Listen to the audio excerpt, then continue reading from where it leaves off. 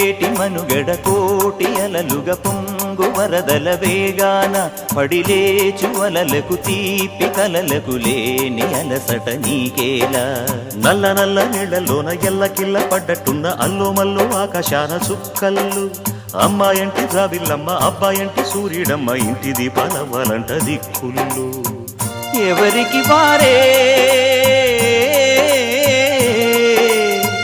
యమునకు నీరే రేవు నీరు నావదంట నావతోడు రేవుదంట పంచుకుంటే